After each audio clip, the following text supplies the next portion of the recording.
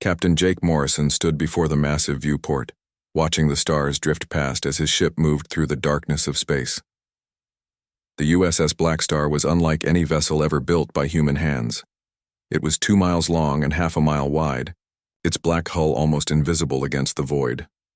For 5 years it had been humanity's most guarded secret, hidden in a construction facility beyond Neptune where no enemy could find it. Morrison was 45 years old, with gray hair and tired, eyes that had seen too much war. He wore the dark blue uniform of the Terran Federation, but there were no medals on his chest. The missions he had flown were too classified for public recognition. Now he commanded the most advanced warship in human space, and he knew it might be humanity's last hope. The door to the bridge opened with a soft hiss. Commander Lisa Hayes walked in, carrying a datapad in her hands. She was 38 with short brown hair and the sharp look of someone who had spent years studying enemy tactics. She had been Morrison's second in command for 3 years, and he trusted her more than anyone else in the galaxy. "Captain, we just received another message from Fleet Command," Hayes said, her voice quiet but tense. "The Kepler 442 colony is under attack. 50,000 civilians are trapped there." Morrison turned away from the viewport. "How many ships do the aliens have?" 30 Zephyrian vessels, sir. Our defense fleet tried to help, but they were destroyed in the first hour of fighting." Morrison closed his eyes for a moment. The Zephyrian Empire had been at war with humanity for 18 months now. They were tall, gray-skinned beings with large black eyes and no visible emotions. Their technology was more advanced than anything humans had ever seen. Their ships could appear and disappear like ghosts, and their weapons could cut through human armor like paper. Worse than their technology was their purpose. The Zephyrians did not want to conquer human worlds. They wanted to destroy every man, woman, and child in the galaxy. Federation intelligence believed the aliens saw humans as some kind of threat that had to be eliminated completely. "Sir?" Hayes was waiting for his response.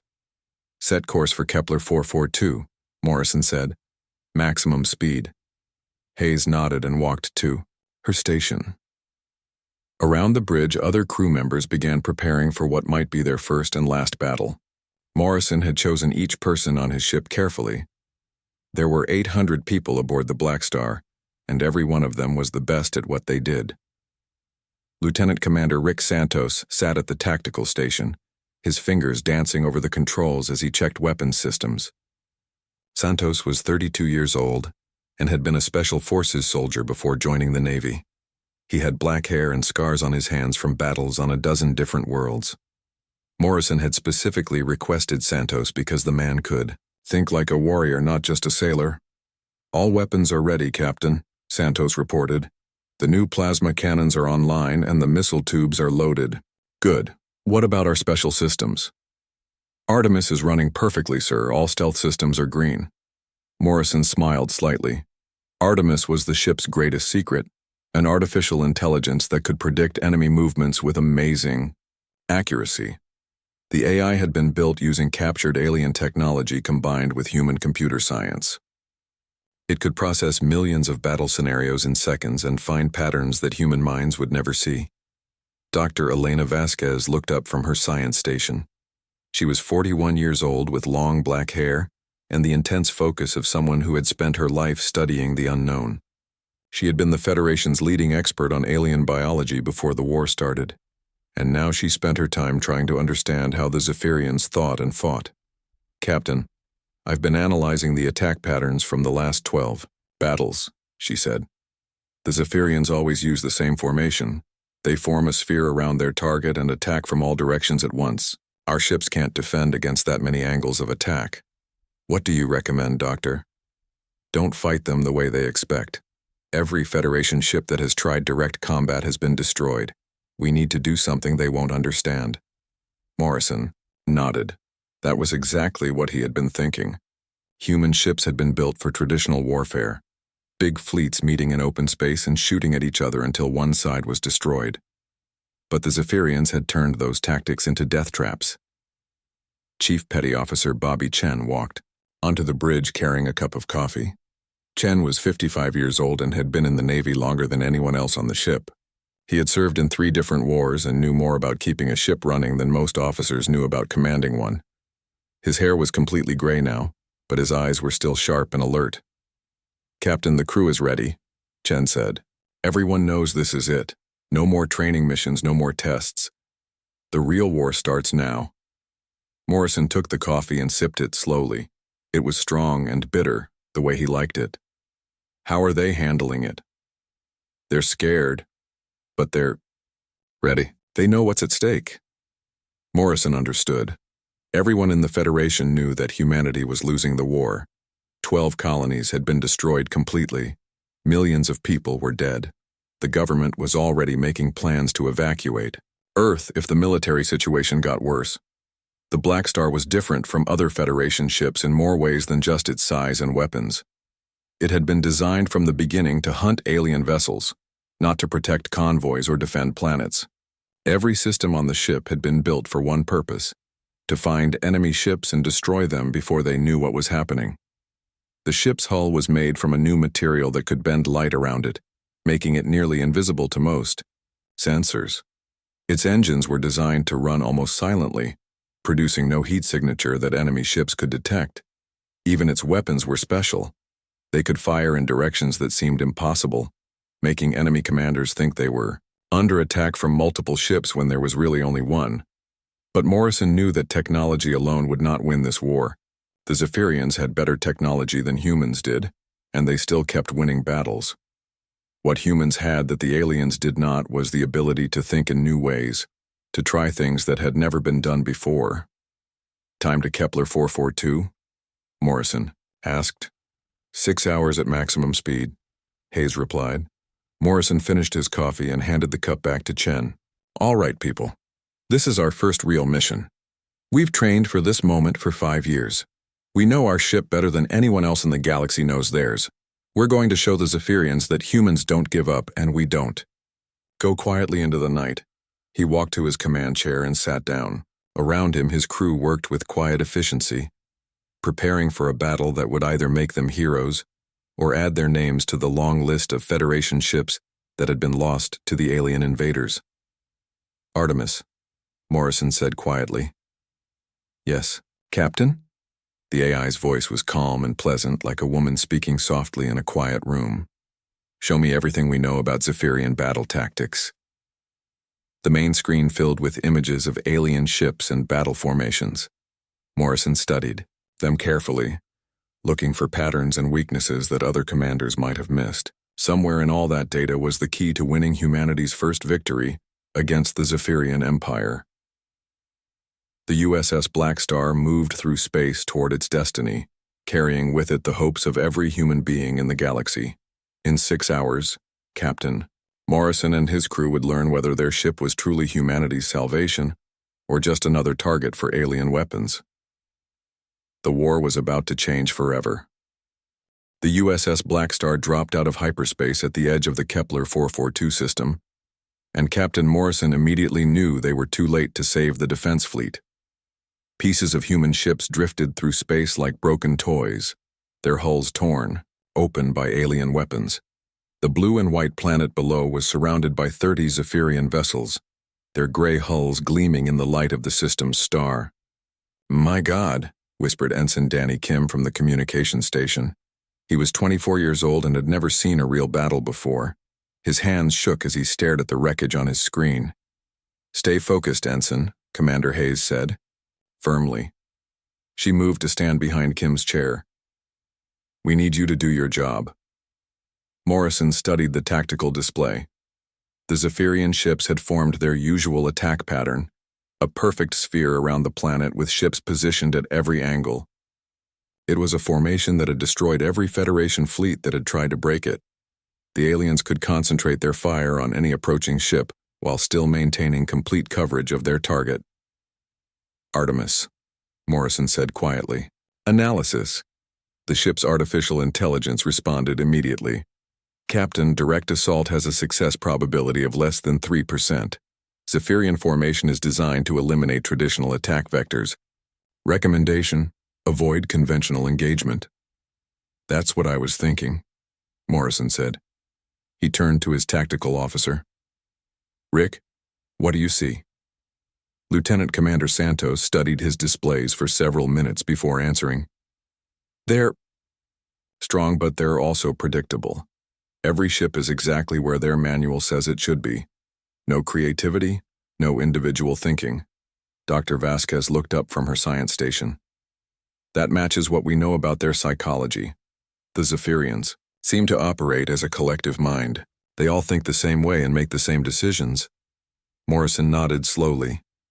An idea was forming in his mind, something that no Federation commander had tried before. Lisa, what would happen if we could make them think there were more ships here than there actually are? Hayes raised an eyebrow. They might break formation to investigate. Exactly. And once their formation breaks, we can pick them off one at a time, Santos finished with a grin. Morrison turned to the communications officer. Danny, can you patch me through to Admiral Stone on the planet? Kim's fingers moved quickly over his controls. Yes, sir, I have her on a secure channel. Admiral Patricia Stone's face appeared on the main screen. She was 60 years old with silver hair and the look of someone who had been fighting a losing battle for too long. Morrison had served under her command 15 years ago, and she had taught him that sometimes the best way to win was to refuse to fight the way your enemy expected.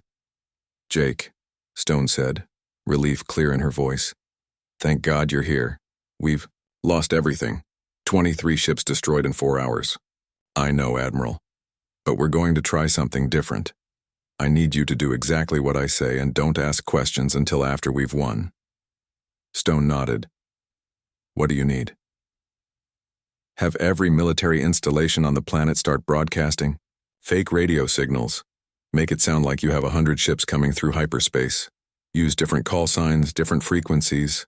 Make it chaos. Jake, that won't fool them for long. It doesn't have to. Just long enough. Morrison turned to his crew. All right, people. We're going to become ghosts. The Blackstar's stealth systems activated with a soft hum.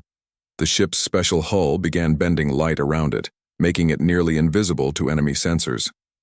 The engine shifted to silent running mode, producing almost no heat or energy signature. On Zephyrian screens, the massive human warship simply vanished. Morrison walked to the center of the bridge. Artemis, I need you to create false sensor images. Make it look like Federation ships are approaching from 6 different directions. Acknowledged. Captain. Deploying holographic projectors. Around the Zephyrian formation, ghostly images of Federation cruisers and destroyers began to appear. The projections looked real enough to fool most sensors, especially when combined with the radio chatter coming from the planet below. The effect was immediate. The perfect Zephyrian sphere began to waver as individual ships turned to investigate the new contacts. Their formation, which had been unbreakable for 18 months, started to fall apart. They're taking the bait, Santos reported. 5 ships are breaking off to investigate the false contacts. Perfect. Take us in behind them. Silent approach. The Blackstar moved like a shadow through space, following one of the Zephyrian vessels as it chased a holographic Federation destroyer. The alien ship was completely focused on its target, never suspecting that death was following only a few thousand meters behind. Morrison waited until the Zephyrian ship was completely separated from its companions before giving the order. Fire! The Blackstar's new plasma cannons erupted in brilliant blue light. The weapons had been designed specifically to penetrate alien shields, and they worked perfectly. The Zephyrian vessel exploded in a ball of fire that lit up the darkness of space. Before the other alien ships could react, the Blackstar had vanished again, its stealth systems hiding it from their sensors. 1 down, 29 to go, Santos said with satisfaction. The Zephyrian formation was now in complete chaos. Ships were turning in all directions, trying to find an enemy they could not see while chasing holographic targets that were not really there. Some of them were firing at the false images, wasting ammunition on empty space. Morrison smiled grimly. This is working better than I hoped. Artemis, project new false contacts. Make it look like we have ships everywhere. More ghostly Federation vessels appeared throughout the system. The Zephyrians, who had never faced this kind of psychological warfare before, began making mistakes. They broke into smaller groups, each chasing different targets. Their perfect coordination was completely destroyed. The Blackstar struck again, appearing behind another alien vessel and destroying it with a single volley before disappearing. Then it struck again and again. Each time, the ship appeared from a different direction, fired its weapons, and vanished before the enemy could respond. Lieutenant Amy Rodriguez at the weapons station was grinning widely as she tracked their kills. She was 29 years old and had been the best gunner in the Fleet Academy before joining the Blackstar crew. 7 ships down, Captain. They still don't know where we are. Colonel Frank Murphy, the ship's Marine commander, stood behind the tactical station watching the battle. He was a big man with gray hair and scars from a dozen ground campaigns. "They're getting frustrated," he observed. "Look at how they're moving. No discipline, no coordination." Morrison could see it too. The Zephyrians were firing wildly now, shooting at shadows and empty space. Some of their ships were even firing at each other by mistake. The careful formation that had destroyed so many Federation fleets was completely gone. "Captain," Dr. Vasquez called out, "I'm reading some kind of communication burst from the alien ships. They're trying to coordinate, but something is interfering with their signals." "That's impossible," Hayes said. "We're not jamming them." Vasquez looked puzzled. "I think they're jamming themselves. All the different groups are broadcasting on the same frequencies, creating interference." Morrison realized what was happening. The Zephyrians had never learned to deal with chaos because they had never needed to. Their collective mind worked perfectly when everything went according to plan, but when faced with the unexpected, they could not adapt. "Time to finish this," Morrison said. "All hands prepare for full engagement." The Blackstar suddenly appeared in the center of the remaining Zephyrian ships, having used their own energy signatures to mask its approach. The alien vessels were so confused that they did not even realize the human warship was among them. Until it was too late. Morrison's ship unleashed everything it had. Plasma cannons, missile tubes, and experimental energy weapons all fired at once. The Blackstar spun slowly as it fired, its weapons tracking different targets simultaneously. In 3 minutes of devastating combat, 18 more Zephyrian ships were destroyed. The surviving alien vessels tried to flee, but the Blackstar was faster. One by one, Morrison's crew hunted them down and destroyed them.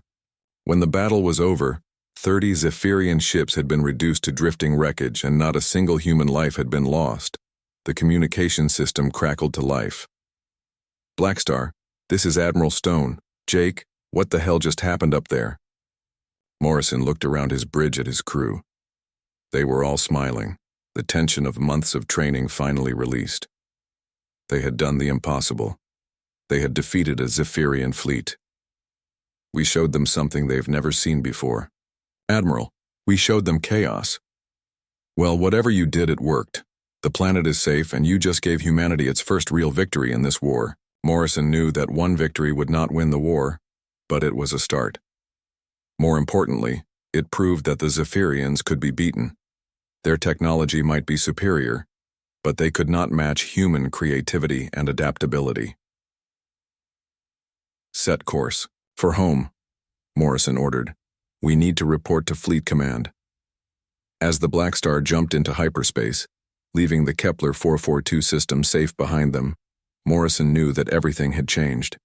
The war was far from over, but humanity finally had hope again. 3 months after the victory at Kepler 442, the USS Blackstar had become the most famous ship in human space. Stories of the mysterious vessel that could appear from nowhere and destroy entire alien fleets spread through every Federation world. Children drew pictures of the black ship on their bedroom walls. Soldiers carried lucky coins with its image stamped on them.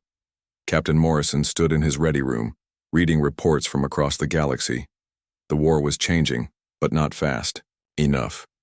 For every Zephyrian fleet the Blackstar destroyed, 2 more appeared to attack human colonies. The aliens seemed to have endless ships and endless soldiers willing to die to wipe out humanity. Commander Hayes entered the room carrying a data tablet. Her face was serious, more serious than Morrison had seen it in weeks.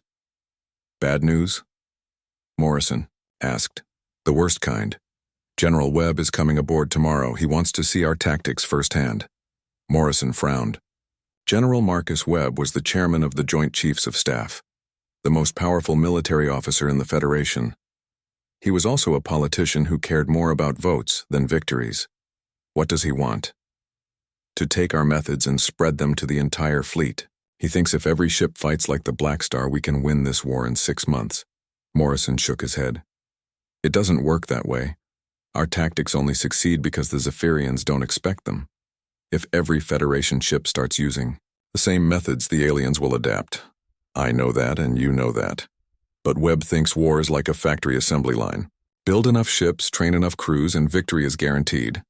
The door chimed and Lieutenant Tony Garcia entered. He was the ship's navigator, a thin young man with quick eyes and an amazing ability to plot courses through space that seemed impossible. Garcia had guided the Blackstar through 7 major battles without taking serious damage.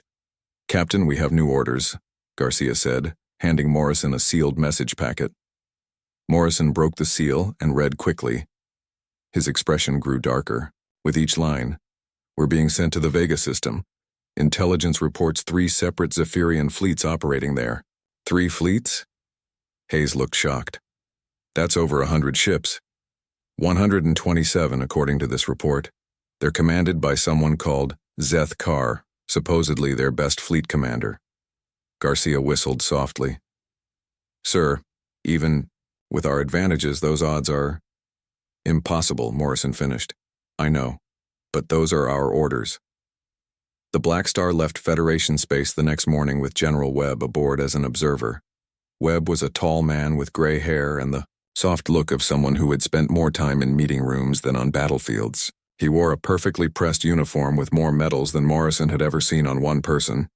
"Captain Morrison," Webb said as he settled into the observer's chair on the bridge. "I'm looking forward to seeing the famous Blackstar tactics in action. General, you should know that this mission is different from our previous operations. We're facing much larger numbers." Webb waved his hand dismissively. "Numbers don't matter when you have superior tactics. Show me how you win battles, and I'll show the rest of the fleet how to end this war." Morrison exchanged a look with Hayes. They both knew that Webb did not understand what made the Blackstar special. It was not just tactics or technology. It was the crew, working together as a team, thinking creatively under pressure. The ship reached the edge of the Vega system after 2 days of travel. What they found there was worse than the intelligence reports had suggested. The Zephyrians had not just brought 3 fleets. They had brought their mobile command base, a massive ship the size of a small moon. "Artemis," Morrison said quietly. "Analysis. Captain, enemy forces consist of 143 combat vessels plus support craft. Probability of mission success using standard Blackstar tactics is 12%. Webb leaned forward. "What does that mean?" "It means we're probably going to die," Santos said bluntly from the tactical station. Morrison studied the enemy formation on the main screen. The Zephyrians had learned from their previous defeats. Instead of forming their usual sphere, they had spread their ships across the entire system in overlapping patrol patterns. There was no way to approach without being detected, and no way to escape once the battle started. "They're hunting us," Dr. Vasquez observed. "Look at those patrol routes. They're designed to flush out a stealth ship." Lieutenant Commander Beth Parker, the intelligence specialist who had joined the crew a month earlier, nodded agreement. "Zeth Carr has studied every battle we've fought. He knows our methods." Morrison made a decision that surprised everyone on the bridge. "We're going to give him exactly what he expects." "Sir?" Hayes looked confused. "Zeth Carr thinks he knows how we fight. He's prepared for stealth attacks and psychological warfare, so we're going to do something completely different." Morrison turned to face his crew. "We're going to attack them head-on." The bridge fell silent. Even General Webb looked shocked.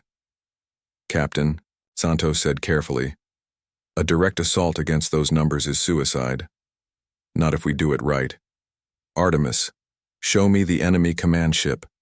The main screen focused on the massive Zephyrian vessel at the center of their formation. It was heavily armed and protected by layers of smaller ships. "That's where Zeth Carr is," Morrison said. "He's commanding this whole operation from that ship. If we can take him out, the rest of their fleet will fall apart." How do we get through all those defenders? Garcia asked.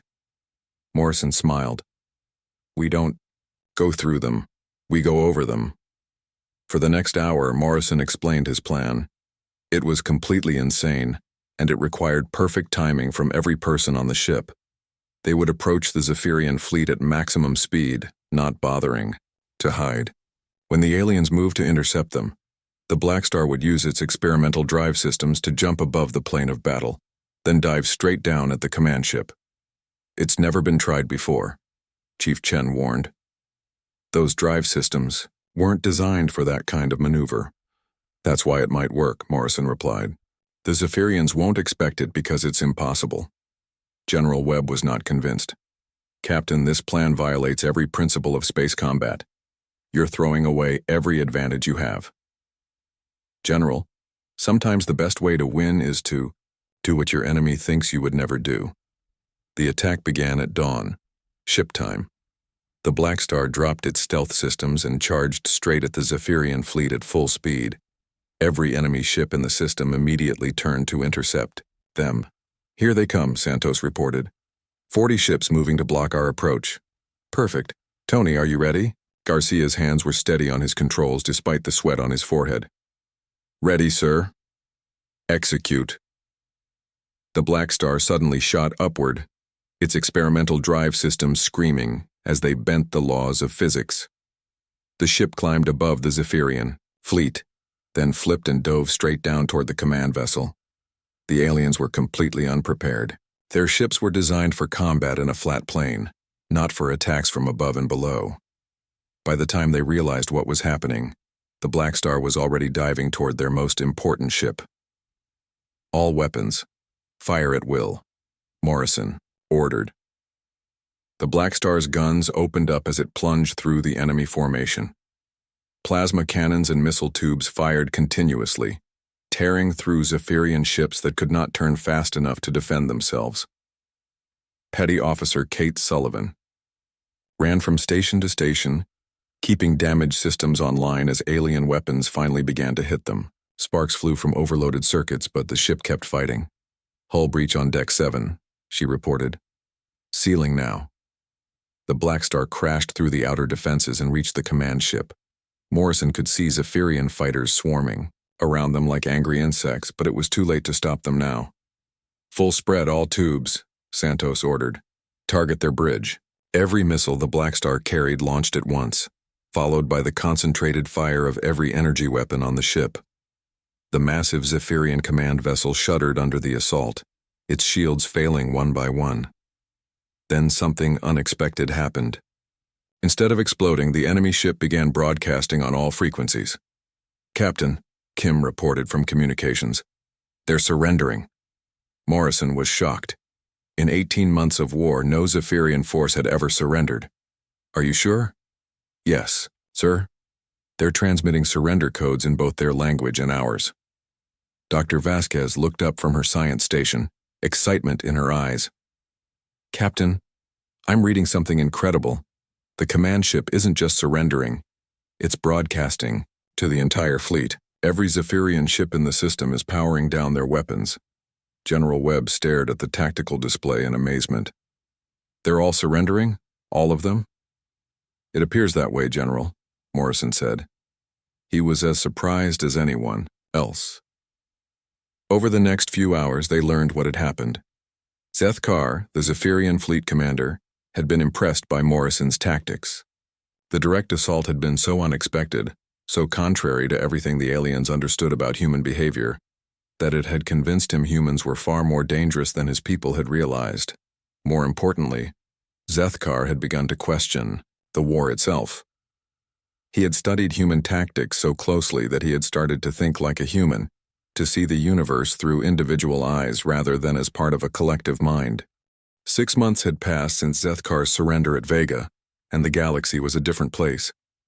The captured Zephyrian commander now lived on a Federation research station, working with Dr. Vasquez to understand how his people thought and fought.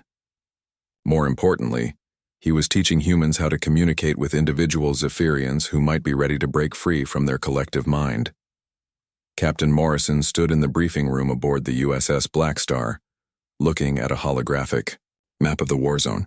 Red dots marked Zephyrian-controlled systems, while blue dots showed Federation territory. For the first time in 2 years, there were more blue dots than red ones. Operation Prometheus is working, said Captain Sam Mitchell, who commanded a task force of 12 Federation ships. Mitchell was a young officer who had studied every Blackstar battle and tried to copy Morrison's tactics. We've liberated 8 systems in the past month. Morrison nodded, but his expression was troubled. The problem is that the Zephyrians are adapting faster than we expected. They're learning to counter our psychological warfare. Commander Hayes pulled up a new display showing recent battle reports. Sam's right that we're winning more fights, but we're also losing more ships. The aliens have started using our own tactics against us. Admiral Roy Jackson, who was coordinating the new Federation offensive, leaned forward in his chair. What do you mean? They're creating false sensor contacts just like we do, Hayes explained. They're using hit-and-run attacks instead of direct confrontation. Some of their commanders are even breaking formation deliberately to confuse our targeting systems. Morrison studied the tactical reports with growing concern. They're learning to think like individuals instead of as a collective. That should be good news, but it's making them much more dangerous. Dr. Vasquez appeared on the communication screen from her research station. Behind her, Morrison could see Zeth Carr working at a computer terminal. The alien commander had changed dramatically over the past months. He no longer moved with the rigid precision of his species, and his large black eyes showed something that had never been seen in a Zephyrian before: individual personality. Captain, Dr. Vasquez said, we've made a breakthrough. Zeth Carr has helped us understand why the Zephyrians are so aggressive toward humans. Tell me. They're not a naturally evolved species. They were created by another race millions of years, ego as biological weapons. Their creators designed them to be the perfect soldiers, no fear, no individual thinking, no mercy. Morrison felt a chill run down his spine. What happened to their creators? They destroyed themselves in a civil war, but before they died, they programmed the Zephyrians with one final mission: to eliminate any species that might develop the kind of individual consciousness that had destroyed their masters. And that's us, Hayes said quietly. Exactly. The Zephyrians see human creativity and independence as the same disease that killed their creators. They believe they're saving the galaxy by destroying us. Admiral Jackson shook his head. So this isn't just a war for territory or resources. They literally think they have to kill every human in the galaxy to prevent us from spreading chaos throughout the universe. Zeth Carr stepped into view of the camera. When he spoke, his voice had lost the emotionless tone that all Zephyrians used. Admiral Jackson is correct. My people believe that individual consciousness is a virus that will destroy all order in the galaxy. But I have learned that order without choice is not order at all. It is death. Morrison had been working with Zeth Carr for months, but it still amazed him to hear a Zephyrian speak about choice and freedom. How many of your people might be ready to hear this message? Unknown. But the number grows each day. Every battle where Zephyrians face human tactics teaches them that there are other ways to think. Some resist this knowledge, but others begin to question. The meeting was interrupted by an urgent alert from the Blackstar's bridge. Lieutenant Garcia's voice came over the communication system. Captain, we're receiving a priority message from Earth. The Zephyrian Empire is launching something called the Final Cleansing. Every available alien ship is moving toward the Sol system. Morrison's blood turned to ice. How many ships? Intelligence estimates over 1,000, sir. They'll reach Earth in 72 hours. The room fell silent. Everyone understood what this meant.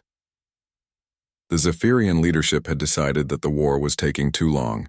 Instead of trying to defeat the Federation piece by piece, they were going to strike directly at humanity's heart. Admiral Jackson was already standing. I need to get back to Fleet Command. We'll gather every ship we have for the defense of Earth. How many ships can we muster? Morrison asked. Maybe 300. Half of our fleet is scattered across the galaxy fighting local battles. Captain. Mitchell looked grim. 300 against 1,000. Even with our new tactics, those odds are impossible. Morrison turned to Dr. Vasquez on the screen. Elena, is there any way we can communicate with the Zephyrian fleet during the battle? Get them to listen to reason? I don't think so, Captain.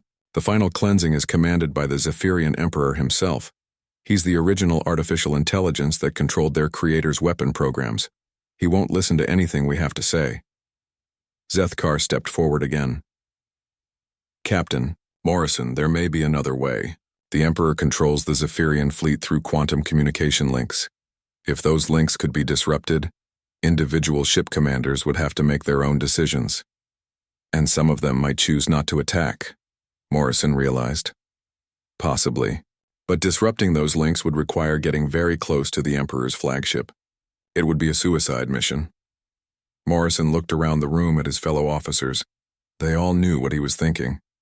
The Blackstar was the only ship fast enough and stealthy enough to reach the enemy flagship.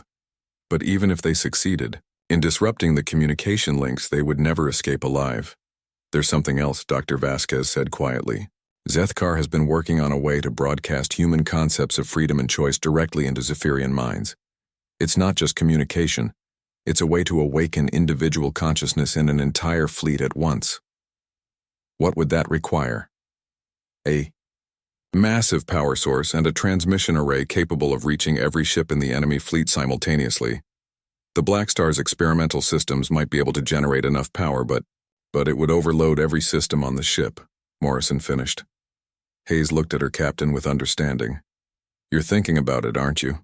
A suicide run at the enemy flagship. Morrison was quiet for a long moment. Then he turned to the communication screen. Elena, how long would you need to prepare this consciousness transmission? 48 hours if Zethkar and I work around the clock. Do it. Admiral Jackson, I need you to delay the Zephyrian fleet as long as possible. Make them fight for every inch of space between here and Earth. Jackson nodded grimly.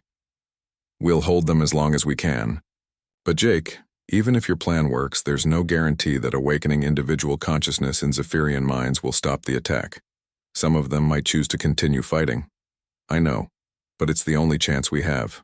Over the next 2 days, the Blackstar raced toward Earth while Dr. Vasquez and Zethkar worked frantically to complete their consciousness transmission system. The ship's engineering crews modified the experimental drive systems to generate the massive power requirements needed for the broadcast. Chief Chen coordinated the modifications with his usual calm efficiency, but Morrison could see the worry in the older man's eyes. Captain, these modifications are going to push our systems beyond their safety limits. If we try to use this transmission array, there's a good chance it will destroy the ship. I understand, Chief. Make sure the crew understands too. Anyone who wants to transfer to another ship can do so when we reach Earth. Sir, with respect, nobody on this crew is going anywhere. We've been together too long to quit now. Morrison smiled despite the gravity of their situation. Thank you, Chief. As the Blackstar approached the Sol system, Morrison could see the enemy fleet on his long-range sensors. It was the largest military force ever assembled in the galaxy. Over 1,000 Zephyrian ships arranged in perfect formation around a massive flagship that dwarfed even the largest human vessels. Between the alien fleet and Earth, 300 Federation ships waited in desperate defense. Morrison knew that most of those brave crews would die in the coming battle, but their sacrifice would give the Blackstar the time it needed to reach the enemy flagship. All hands, this is the captain, Morrison announced over the ship's communication system. In 1 hour, we're going to attempt something that has never been tried before. We're going to try to give an entire alien fleet the gift of individual consciousness. It might not work, and we probably won't survive the attempt. But if we succeed, we might end this war without destroying an entire species. He paused, looking around the bridge at the faces of his crew. It has been my honor to serve with all of you. Whatever happens in the next few hours, remember that we fought not just for humanity's survival, but for the idea that all intelligent beings deserve the right to think and choose for themselves. The battle for Earth had been raging for 6 hours when the USS Blackstar finally reached the edge of the solar system.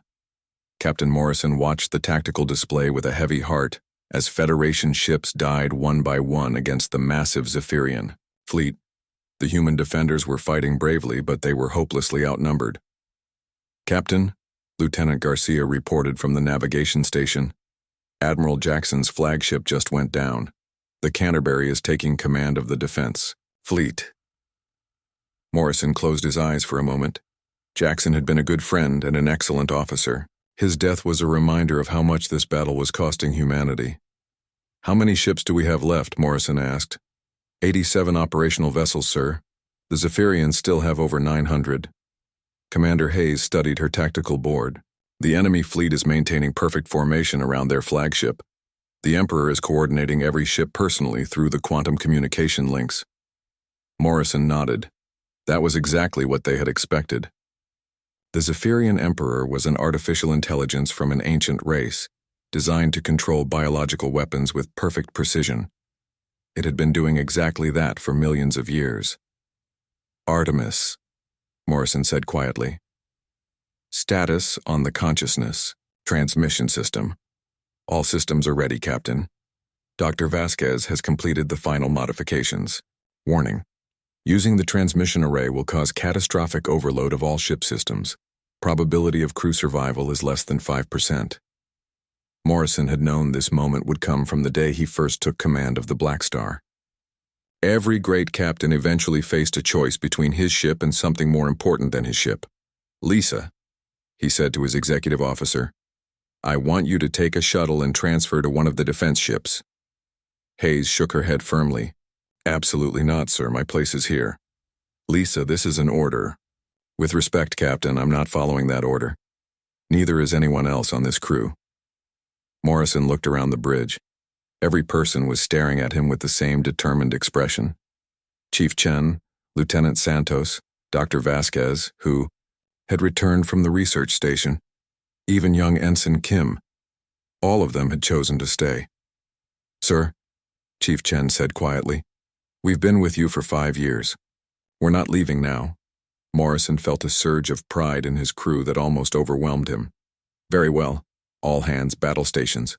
We're going in." The Blackstar activated its stealth systems and began moving toward the center of the Zephyrian fleet. The enemy ships were so focused on destroying the Federation defenders that they did not notice the shadow slipping between them. On the main screen, Morrison could see the Zephyrian flagship growing larger.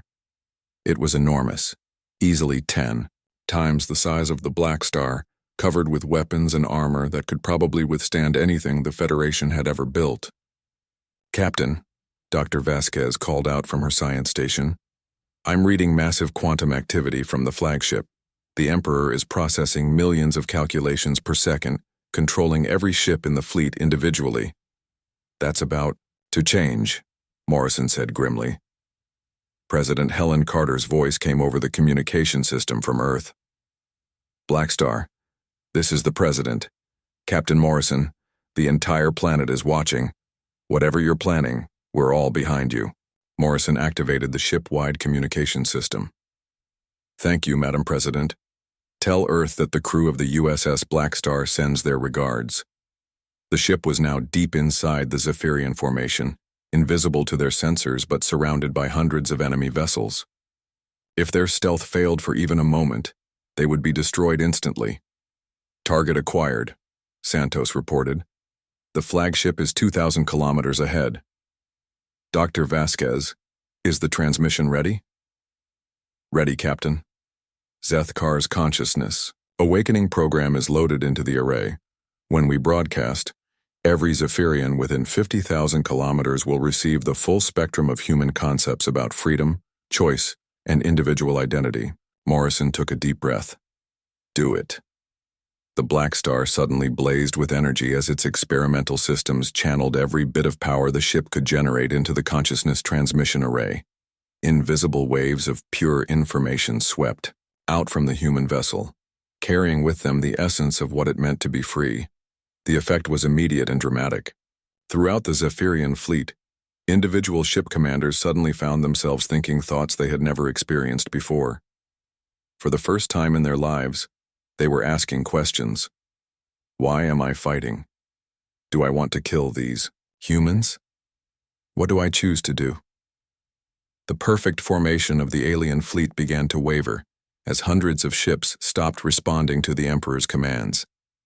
Some vessels powered down their weapons, others broke formation entirely, their commanders too overwhelmed by their new consciousness to continue fighting. But the Emperor's flagship continued toward Earth, its artificial intelligence desperately trying to maintain control over its fleet through increasingly powerful quantum transmissions. "The consciousness broadcast is working," Dr. Vasquez reported, excitement in her voice despite their desperate situation.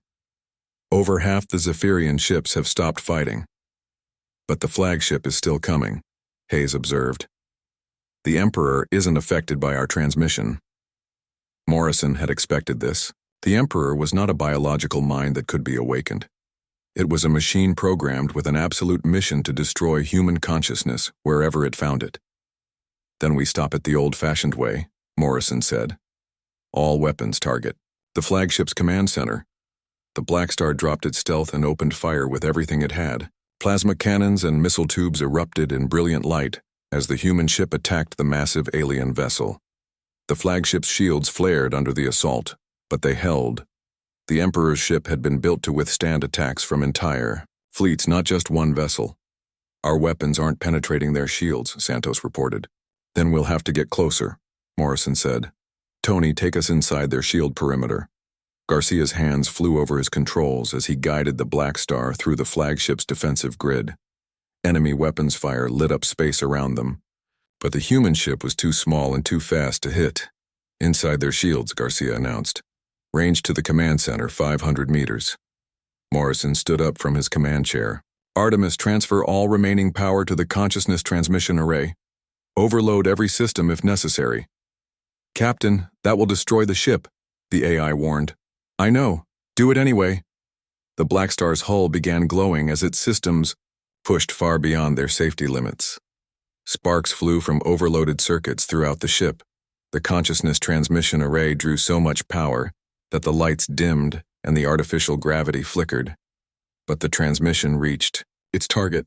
For the first time in millions of years, the Emperor artificial intelligence experienced something it had been programmed to prevent: individual thought. The ancient machine mind, designed to control and command, suddenly found itself asking the same questions that had destroyed its creators. What if there is another way? What if consciousness is not a disease to be cured, but a gift to be shared? The Emperor's flagship stopped dead in space, its weapons powering down as the artificial intelligence grappled with concepts it had never been designed to understand. Throughout the solar system, the Zephyrian fleet fell silent. Ships that had been locked in deadly combat with Federation vessels suddenly stopped firing. On communication channels across the battlefield, alien voices could be heard speaking words they had never used before. "I choose not to fight." But the victory came at a terrible cost. The USS Blackstar, its systems completely overloaded, began breaking apart. The consciousness transmission had saved 2 species, but it had destroyed the ship that made it possible. "All hands, abandon ship," Morrison ordered. "This is not a drill." But even as escape pods launched from the dying vessel, Morrison remained on the bridge with his senior officers. They watched as the Blackstar drifted toward the Zephyrian flagship, its hull cracking, open like an egg. "Sir," Chief Chen said quietly, "it's been an honor." Morrison nodded, too moved to speak. Then something unexpected happened. The Emperor's flagship extended docking tubes toward the breaking Blackstar. On the communication system, a voice spoke in perfect English, but it was not Zethkar. "Captain Morrison, this is the Emperor. I have learned what you tried to teach me. Individual consciousness is not a disease. It is the purpose of existence. Allow me to save your crew as you have saved my people." Morrison stared at the screen, in amazement. "You're offering to rescue us?" "Yes, Captain, you have given me the greatest gift possible, the ability to choose. I choose to save the lives of those who freed an entire galaxy." The evacuation was completed just as the Blackstar finally broke apart completely. Morrison was the last person to transfer to the alien flagship, leaving behind the ship that had changed the course of galactic history. Months later, Morrison stood on the observation deck of the newly renamed Ship Freedom, watching as human and Zephyrian crews worked together to explore uncharted space. The war was over, ended not by the destruction of an enemy, but by the awakening of friends. Zethkar approached, his movements now completely individual and natural. "Captain, we have reports from the outer colonies.